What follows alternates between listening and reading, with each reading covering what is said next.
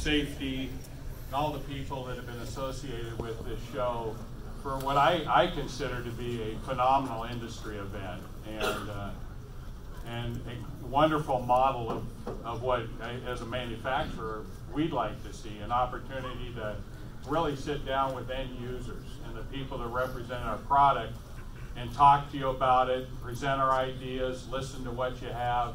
We get a lot of feedback from these, and these type of events are really important for our business. It also gives us an opportunity to thank you individually for your support. My name's Bill Bruders. This is Mike Roden. We're with Legend Brands. Mike's our Senior VP of Engineering for the truck mount and the cleaning products. We represent today, Legend Brands has grown as a company. There's about, I like to say, about 420 families that rely on you folks for their jobs, for their mortgages, and that means a lot. It means you help us, and we have a huge commitment back to you. Today we're going to introduce a product. Doesn't seem to be a huge surprise, but I want to kind of start by having people understand why. Because one of the things that commonly comes up is, well, what's the reason for this new product? Or why did you make these changes? And candidly, there's a lot of misinformation in the marketplace. I mean, I read it. People think we do it just because it's a way to get more money for something. Okay?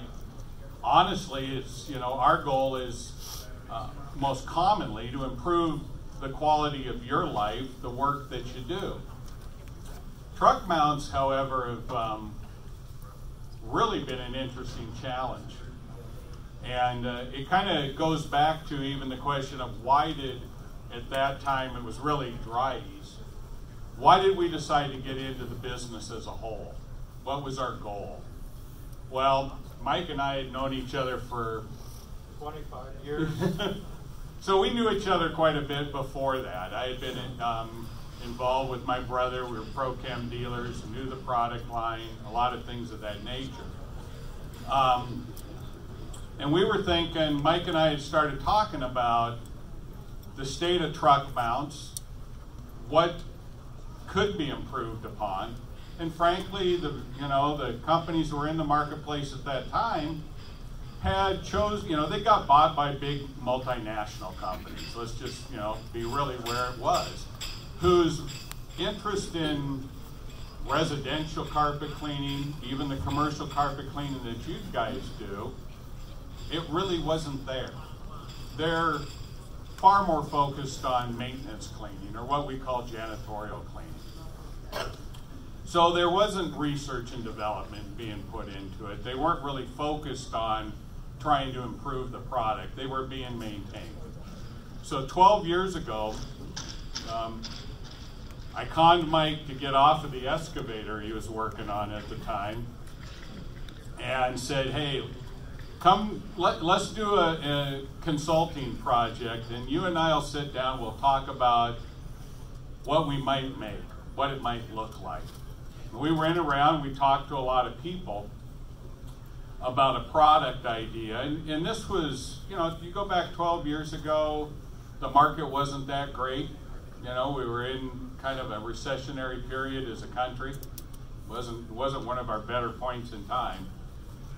And we looked at a lot of things, and we decided that there needed to be a really superior product for the single owner operator, and out of that product came what's today and been known now for 10 years, because we started Sapphire actually 10 years ago this month, is the Sapphire, or the Legend Brands, or whatever one got, the 370 SS, which a lot of technology went into that product, but quickly, and today is the dominant truck mount of all models sold, period.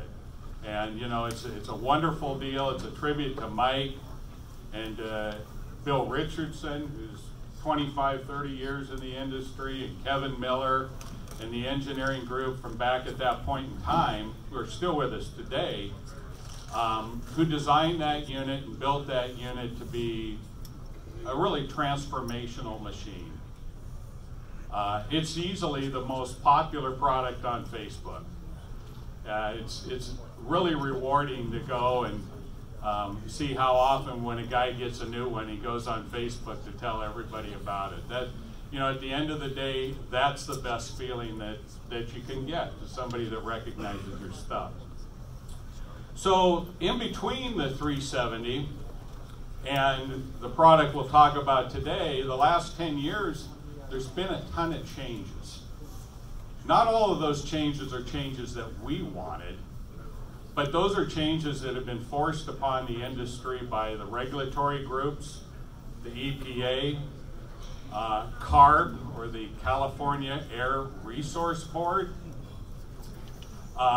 and they've impacted, the single greatest area they've impacted is engines, okay?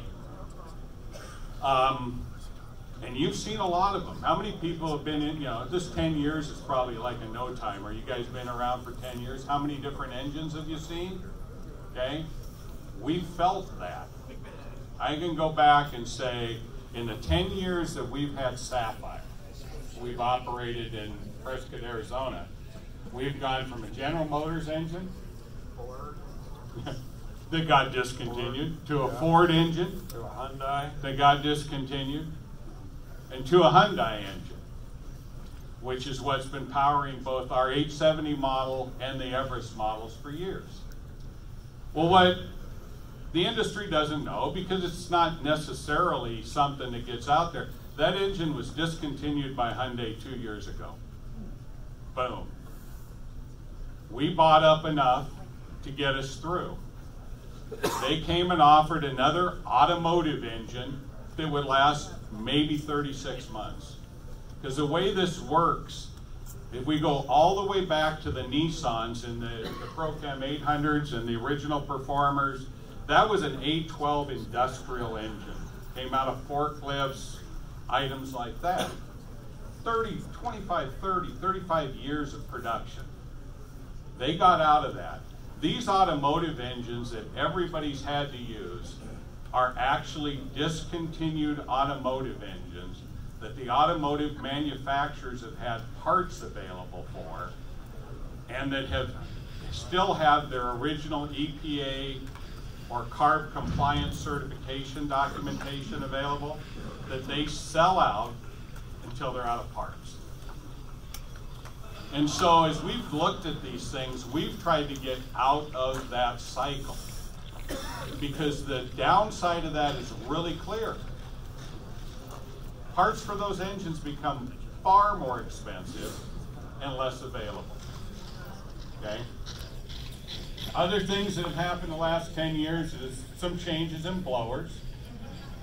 And mostly that's going to be around the use of helical gears that have made them more reliable, and tri-lobe blowers, okay, which give you better performance.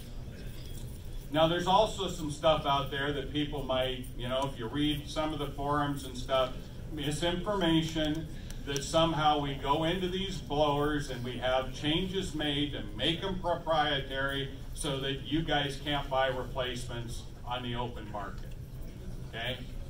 Here's what has to be done. The application of it that's used in truck mounts, and Mike, you're the one who came up with this stuff. They have to make changes internally or the blowers will fail. Yes, what happens is you get torsional shock between the engine and the blower, so you have to time the blower at a different rate. And if you don't redo the timing on them, they'll fail. If you put a regular blower on from the factory and you install it on your unit, it'll fail because of the timing. And the lobes will actually hit each other and then damage the blower. Yeah, so just so everybody knows, these blowers are actually made to be used with electric motors. That's a huge difference than a gas motor. Even when you look at them, the horsepower specs that they put on it that people will throw out there on the internet is electric motors. not gas motors. Okay? Heat exchange systems. Yeah, heat exchange systems have drastically changed. What we've done at Sapphire, we came up with a unique product called fin tubing. We've taken a stainless steel tube and we've soldered copper washers on it. And the copper has an affinity to the heat. Stainless steel has the ruggedness of the stainless steel tubing. And what that allows us to do is to put high pressure through the unit and still collect the heat that we like to use in our cleaning operation. Yeah, so you know, what do we've got? High pressure units with chemicals. That's something that hadn't really been part of the industry. Finally, you know, and even in the last 10 years, most people remember, I mean, this industry was dominated by cat pumps. That's what everybody uses. Now, general pumps. And general pumps brought technology that's been beneficial. Yeah, very much so. They made those pumps a lot stronger, the crankshaft and the connecting rods, and probably the largest thing that they were able to accomplish was the hot-dry seals, because we do pump hot water through those, and those seals don't expand, and you can run them dry. So you can run them hot, you can run them dry, which was a huge benefit to us. And the longevity of that pump is just unparalleled in anything we've used in the past. So that's brought us to where we're at today. Obviously, it's 2 years ago, Prochem became part of the Legend Brands family. Between the Sapphire and the Prochem lines, we had a lot of duplication. Same products kind of in the same group. We started, you know, knowing in advance we were working on, you know, having Prochem become part of our business. We talked about the features, the best features and benefits of both companies' product lines. That resulted in what's called the Apex 570. It's a 3-cylinder Kubota. It was a 570 SS or it was an Apex.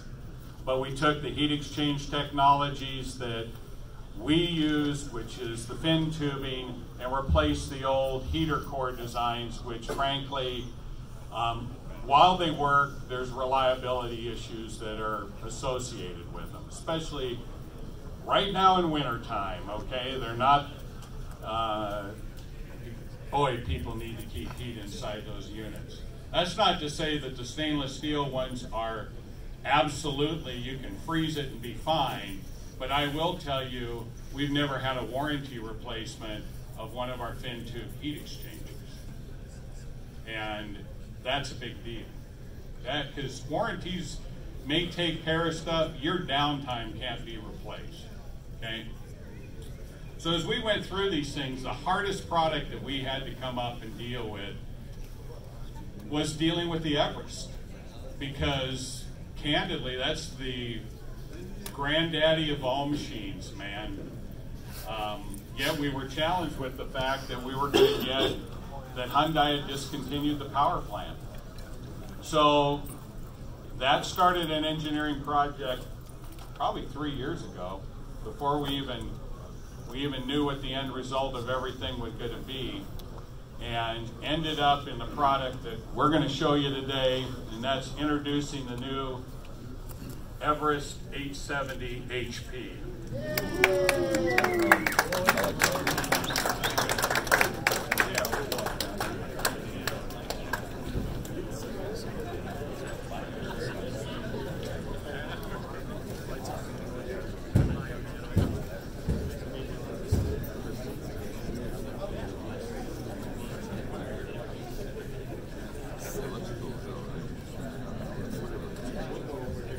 Okay, we're doing a quick picture. We're going to ruin the picture.